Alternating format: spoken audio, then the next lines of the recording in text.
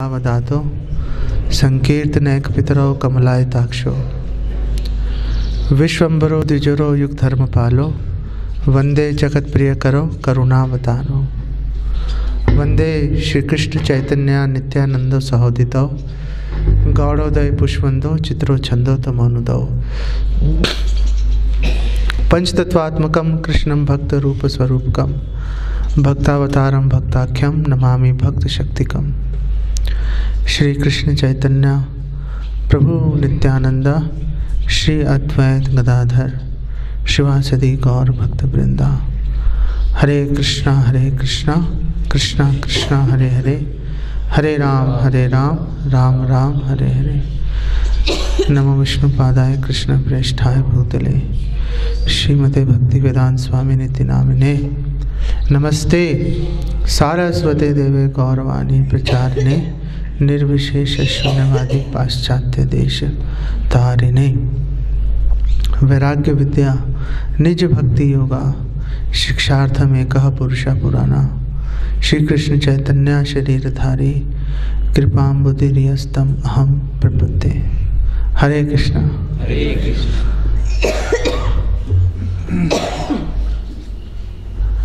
तो मैं आपको आपके लिए विशेष रूप से एक बहुत उपयोगी आपको बात बताने जा रहा हूँ।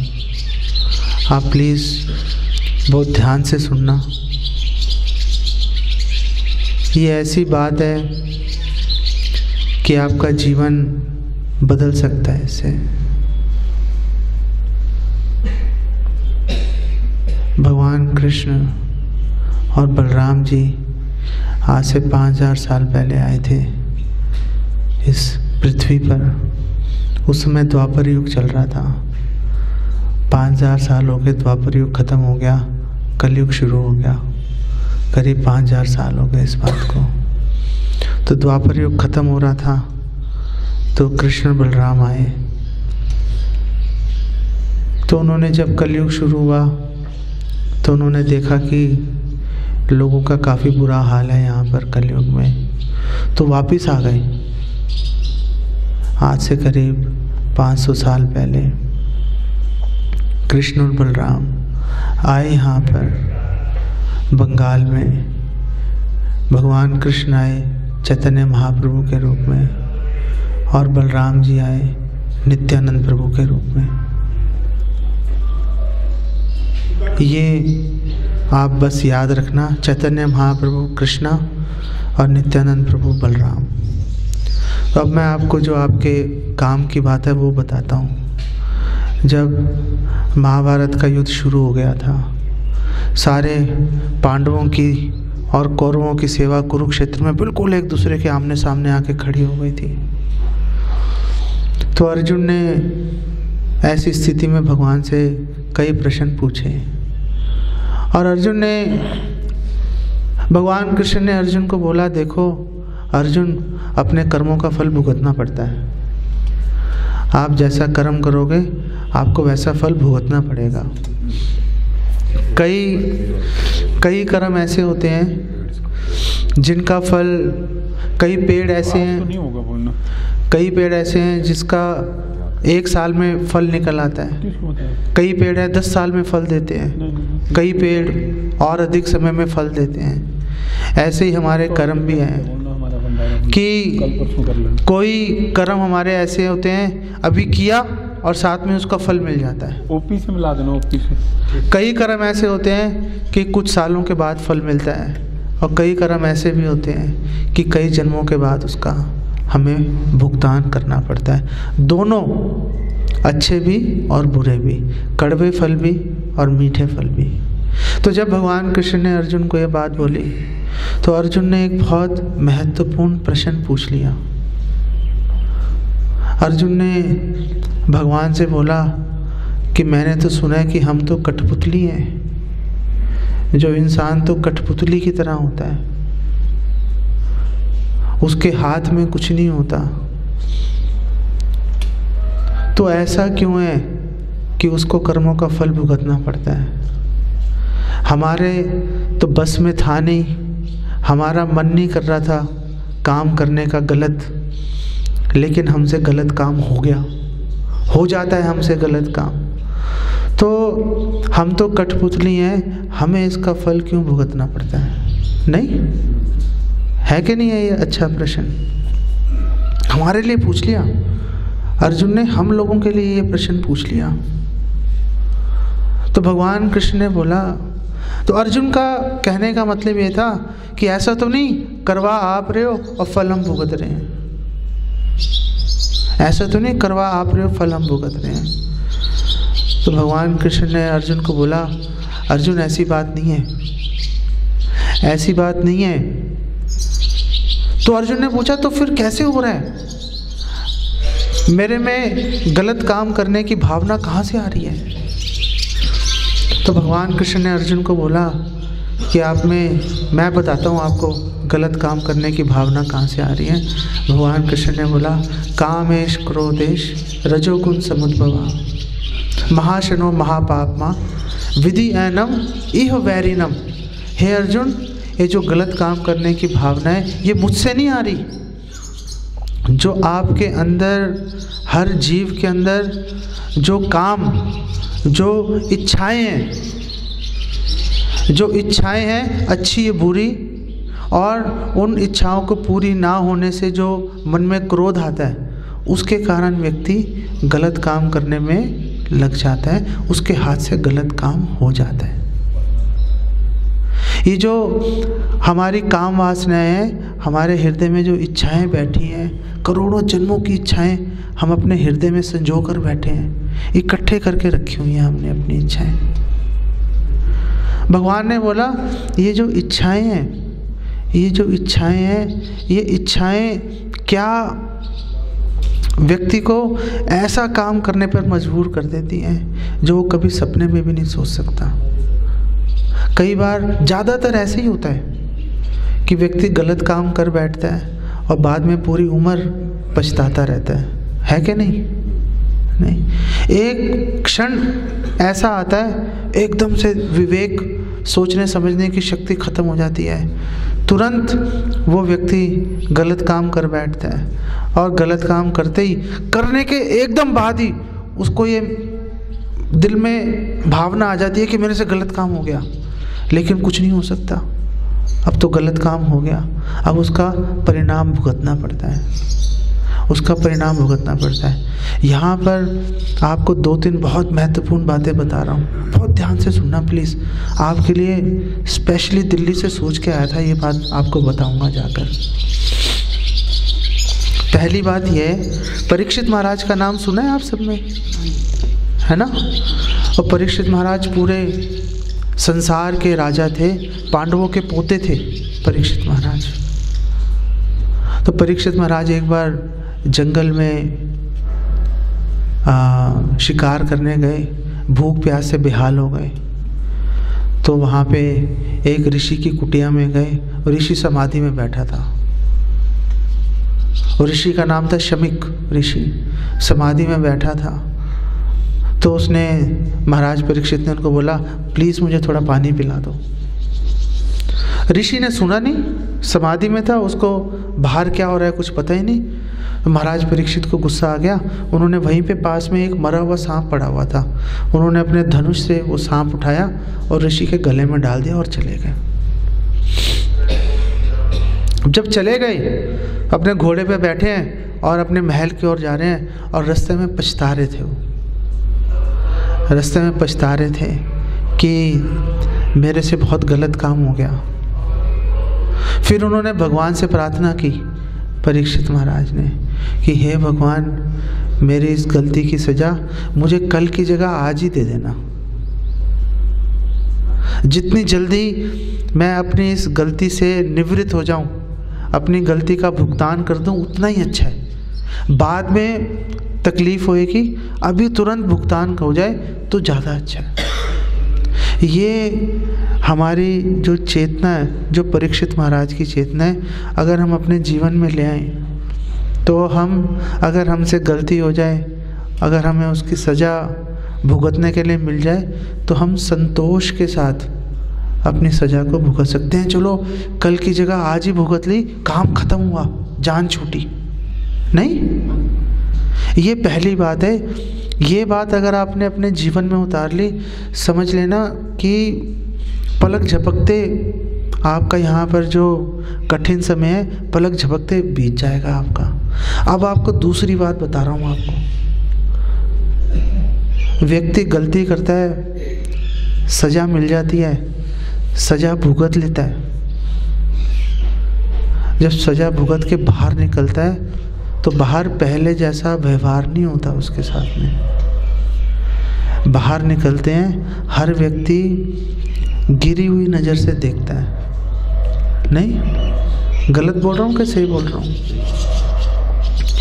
अब हो गई भाई गलती एक हमसे, हम बहुत पछता रहे हैं। कम से कम जो हमें सम्मान चाहिए, जो हम में आपका विश्वास चाहिए, हम वो विश्वास वापस कैसे हम कमा सकते हैं, हम वो सम्मान वापस कैसे पा सकते हैं, ताकि आप हमें हेय दृष्टि से, गिरी हुई नज़र से ना देखो, आप हमें अपने से बराबर देखो। ऊपर नहीं देख सकते, कम से कम बराबर देखो। ये कैसे हम कर सकते हैं? नहीं, ये मैं दूसरी बात आपको बताने वाला हूँ। ये कैसे होगा, इसके बारे में मैं आपको आज से 500 साल, 550 साल पहले लेके चल रहा हूँ। इसीलिए मैंने आपको बोला था शुरू में कि भगवान कृष्ण आए चैतन्य महाप्रभु के रूप में और बलराम जी आए थे नित्यानंद प्रभु के रूप में।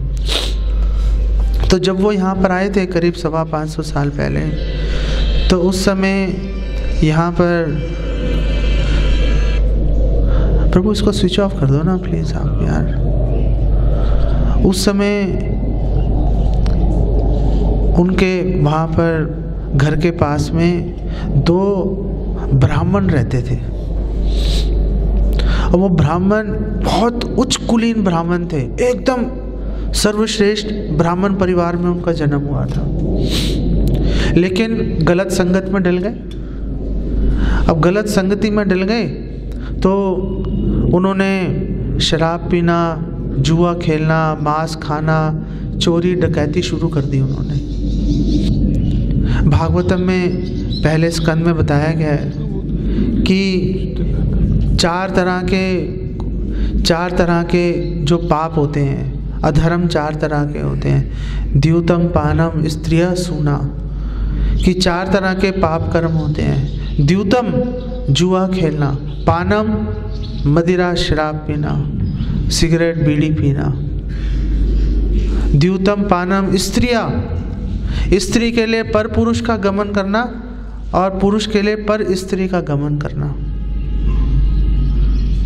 क्यों पाप है पर स्त्री और पर पुरुष का गमन करना? विशेष रूप से पुरुष के लिए पर स्त्री का संग करना, पराई स्त्री का संग करना इसलिए खराब है क्योंकि हमारे शास्त्रों में बोला है, चाणक्य पंडित ने बोला है, मातृवत परदारेषु, जो पराई स्त्री होती है वो माता के समान होती है। और अगर कोई पर स्त्री का संग करता है तो वो सोच रहा है कि मैं पराई स्त्री का संग कर रहा हूँ, वो वास्तव में अपनी माता के साथ अवैध संबंध बना रहा होता है। इसकी बहुत बहुत कठोर सजा हमारे शास्त्रों में दी जाती है। द्यूतम पानम स्त्रिय सूना, सूना का मतलब है जानवरों को मारना, पकाना और खाना। तो ये 4 हमारे शास्त्रों में पाप कर्म बताए गए हैं। और ये 4 कामों में जो भी लगता है, भागवतम में उसके 5वें स्कंद में, 12 स्कंद है भागवतम के, उसके 5वें स्कंद में बहुत सारे, कितने नहीं 26वां चैप्टर है जिसमें नरक, हाँ 26वां अध्याय है, बिल्कुल आखिरी का अध्याय 5वें स्कंद का। उसमें वर्णन दिया गया है अनेक नरकों का। ये जो जेल है ना, ये तो उसके सामने स्वर्ग है समझ लेना। अगर वहाँ पहुँच गए गलती से आप, तो आप सोचना कि ये तो पहले हम स्वर्ग में थे, ये कहाँ पे आ गए। तो ये जो दोनों भाई थे, एक का नाम था जगाई और एक का नाम था मधाई, दोनों इन कामों में हमेशा लगे रहते थे, पाप के कामों में।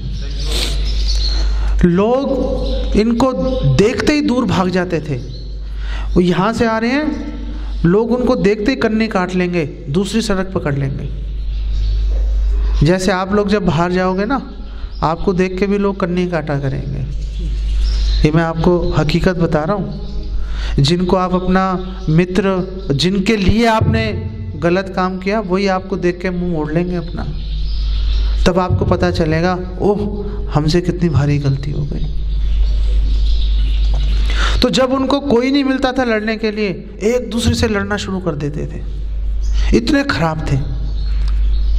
ऊपर यमराज जी के जो अकाउंटेंट हैं, जो उनका मुंशी है यमराज जी का, उनका नाम है चित्रगुप्त। उसकी बेचारे की कमर टूट गई, भई खाते में उनके पाप लिखते लिखते कमर टूट गई उनकी।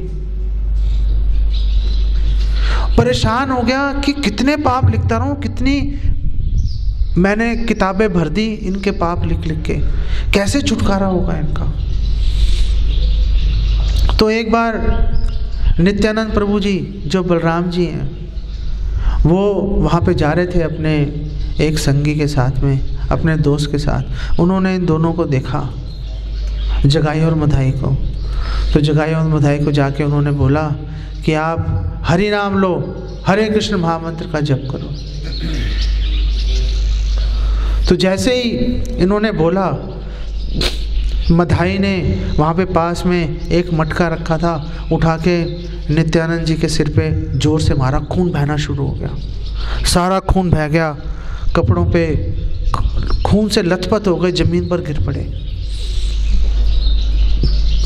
लोगों ने जाकर भगवान श्री कृष्ण चैतन्य महाप्रभु को जाकर इस दुर्घटना के बारे में बताया।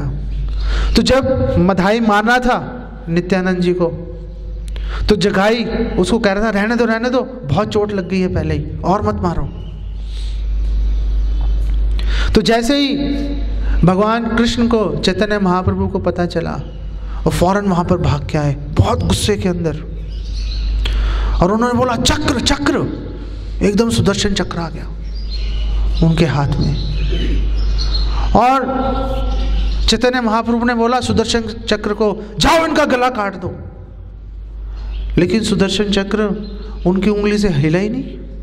ये पहली बार हुआ, ये पहली दफा हुआ कि भगवान कृष्ण ने सुदर्शन चक्र को कोई आज्ञा दी हो और उसने पूरी ना की हो। जान की बाजी लगाकर सुदर्शन चक्र भगवान की आज्ञा पूरी करता है। जब चैतन्य महाप्रभु ने देखा ये गया ही नहीं गला काटने के लिए, तो उन्होंने पूछा तुम गए क्यों नहीं, मेरी आज्ञा कैसे तुमने काट दी। तो सुदर्शन चक्र ने बोला मैं कैसे जाऊं, आप नीचे तो देखो। चैतन्य महाप्रभु ने, भगवान कृष्ण ने नीचे देखा, तो नीचे नित्यानंद प्रभु जो बलराम जी हैं, उन्होंने चैतन्य महाप्रभु के पैर पकड़े हुए थे, खून से लथपथ, खून से लथपथ। और उन्होंने चैतन्य महाप्रभु के पैर पकड़े हुए थे और उनको बोल रहे थे कि हे भगवान, आप प्लीज़ आप इनको क्षमा कर दो, आप इनको मारो मत, इनका उद्धार कर दो। सुदर्शन चक्र ने कहा ये बलराम जी मुझे जाने नहीं दे रहे, इन्होंने आपके पैर पकड़े हुए हैं, उनके लिए क्षमा मांग रहे हैं जिन्होंने इन पे आघात कर दिया, मैं कैसे चला जाऊं। चैतन्य महाप्रभु का गुस्सा थोड़ा ठंडा हुआ। नित्यानंद प्रभु ने उनको बोला कि आप प्लीज इन दोनों पापियों का उद्धार कर दो। चैतन्य महाप्रभु ने उन दोनों को, जगाई मधाई को अपने गले से लगा लिया, और चैतन्य महाप्रभु का जो रंग था बिल्कुल एकदम जैसे आपके यहाँ पहाड़ों पे बर्फ होती है ना, एकदम सफ़ेद, वैसे ही सफ़ेद रंग था। और जैसे ही चैतन्य महाप्रभु ने उनको गले से लगाया, वैसे ही चैतन्य महाप्रभु का रंग एकदम जैसे काले बादल होते हैं वैसे ही एकदम घनश्याम रंग हो गया, भगवान कृष्ण का रंग आ गया वैसे ही। सब लोग देख के आश्चर्यचकित हो गए। सब लोगों ने बोला आपका रंग जो है सफ़ेद से काला कैसे हो गया। चैतन्य महाप्रभु ने सबको बोला, सब जोर जोर से बोलो, हरे कृष्णा हरे कृष्णा कृष्णा कृष्णा हरे हरे हरे राम राम राम हरे हरे। चैतन्य महाप्रभु ने सबको बोला जोर जोर से इस हरे कृष्ण मंत्र का कीर्तन करो। सारे लोगों ने जोर जोर से हरे कृष्ण मंत्र का कीर्तन करना शुरू किया। जैसे जैसे हरे कृष्ण मंत्र का कीर्तन करते गए, चैतन्य महाप्रभु का रंग वापस काले से सफ़ेद हो गया। सारे पाप उड़नछू हो गए, सारे पाप गायब हो गए। चैतन्य महाप्रभु ने उनको बोला, जगाई मधाई को, देखो मैंने तुम्हारे सारे पाप खींच लिए, लेकिन एक शर्त है, दोबारा पाप मत करना, दोबारा गलती मत करना, और हमेशा हरे कृष्ण महामंत्र का जप करना। जगाई मधाई ने बोला हमें मंजूर है, हमें आपकी आज्ञा हमारे सिर पे, हमने अपनी आपकी आज्ञा अपने सिर पे रख ली। हमने ऊपर यमराज जी ने चित्रगुप्त को बोला कि इसका खाता लेके आओ, जगाई मधाई का पापों का खाता। चित्रगुप्त गया खाता लेने के लिए, खाते एकदम सफ़ेद हो गए, खाली हो गए खाते। जितने पाप लिखे थे कई वर्षों के, सारे गायब हो गए उसमें से। जब यमराज जी ने ये देखा कि कैसे भगवान कृष्ण ने जगाई मधाई जैसे पापियों के सारे पाप खत्म कर दिए, कैसे उनको पवित्र कर दिया, तो एकदम बेसुध होकर नीचे गिर पड़े जमीन पर यमराज जी। जगाई मधाई जब भगवान की कृपा उनको मिल गई, उन्होंने निरंतर भगवान का नाम लेना शुरू कर दिया, निरंतर भगवान का नाम जपना शुरू कर दिया। जहाँ भी जाते थे लोग उनके पैरों में गिर जाते थे। पहले जो लोग उनको देख के दूर चले जाते थे, वही लोग उनको देख के उनके पैर छूना शुरू कर देते थे। उनके पैरों की मिट्टी, उनके पैरों की धूल अपने सिर पे लगाते थे लोग, और बोलते थे कि आपका दर्शन करके हमारा जीवन धन्य हो गया। मैं आपको ये बात क्यों बता रहा हूँ?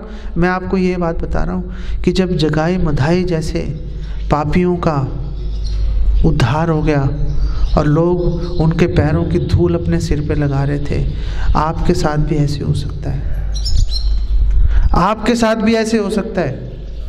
अगर आप लोग हरे कृष्ण महामंत्र का निरंतर जप करोगे और पूरे सच्चे मन से प्रायश्चित करते हुए अपनी ये सज़ा काटोगे, और जब बाहर जाओगे आपने माथे पे तिलक लगा रखा होगा, धोती कुर्ता पहन रखा होगा, और निरंतर भगवान का नाम लोगे, तो जो लोग आपको देख के नज़रें फेरते थे, आपको देख के आपके पैर छुआ करेंगे। वो जो जगाई मधाई के साथ हुआ, जो उनको समाज में आदर सम्मान कई गुना ज़्यादा करके मिला, आपको भी मिलेगा, आपको भी प्राप्त हो सकता है। जो गलती हो गई, बात खत्म हो गई। जो गलती होनी थी हो गई, भगवान से माफ़ी मांगते रहो, सच्चे मन से प्रायश्चित करके सजा भुगतो।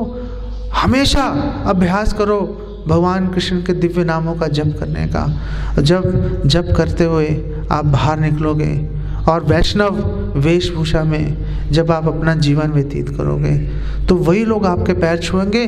दूसरों को छोड़ो, हम आपके पैर छूना शुरू कर देंगे। ये भगवान के दिव्य नामों की महिमा है। जो व्यक्ति हरे कृष्ण महामंत्र के जप को शुरू करता है, उसके जीवन के सारे पाप खत्म हो जाते हैं। हमारे शास्त्र में बोला है, कले दोष निधे राजन। कलयुग में दोष ही दोष हैं। कोई कलयुग में इतने दोष हैं कि गिन पाना मुश्किल है। कले दोष निधे राजन, अस्ति ही एको महान गुना। लेकिन एक ही महान गुण है, एक महान गुण है, और वो ऐसा